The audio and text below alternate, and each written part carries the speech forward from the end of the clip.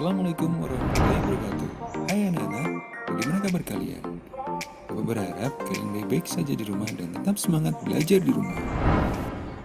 Ketika masa kerajaan Hindu-Buddha mulai melemah, masuklah agama Islam di wilayah Indonesia. Siapa yang punya peran penting di masa kerajaan Islam? Ayo kita cari tahu. Sultan Hasanuddin. Sultan Hasanuddin ialah raja kerajaan Islam Goa Talom di Makassar, Sulawesi Selatan. Oleh Belanda, ia dijuluki ayam jantan dari timur. Karena kegigihan dan keberanian melawan Belanda, ia membela kepentingan kerajaannya dan kepentingan rakyatnya dengan gigih. Ia berusaha menegakkan kedaulatan dan memperluas wilayah kerajaan. Ia berhadapan dengan Arupalaka, Raja Bone yang dibantu oleh Belanda. Sultan Hasanuddin dikenal arif dan bijaksana. Beliau merasa sedih karena harus bertempur melawan keluarga sendiri. Arupalaka seperti saudara sendiri.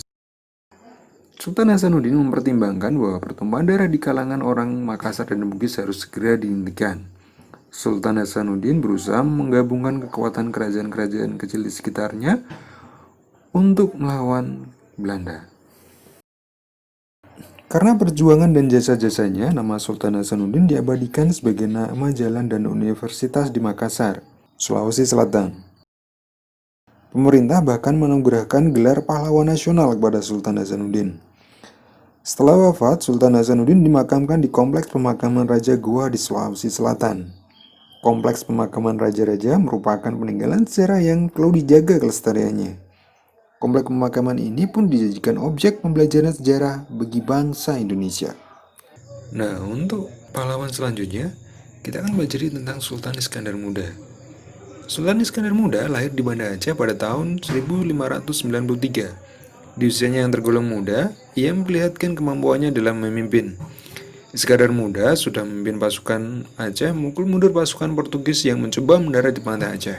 Rupanya, maksud kedatangan Portugis adalah untuk mengambil alih dan memonopoli perdagangan lada di Aceh. Setahun kemudian, Iskandar Muda dinobatkan sebagai Sultan Aceh.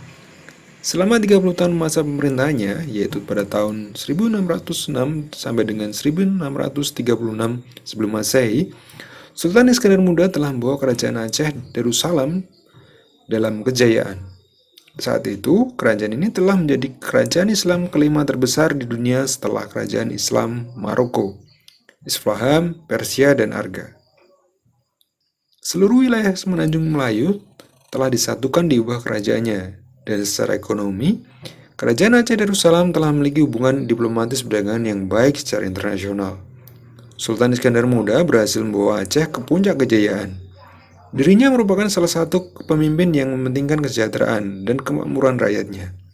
Pada tanggal 27 September 1636, Sultan Iskandar Muda meninggal dunia di usia ke-43 tahun. Atas jasanya kepada negara, Sultan Iskandar Muda dianugerahi sebagai pahlawan nasional.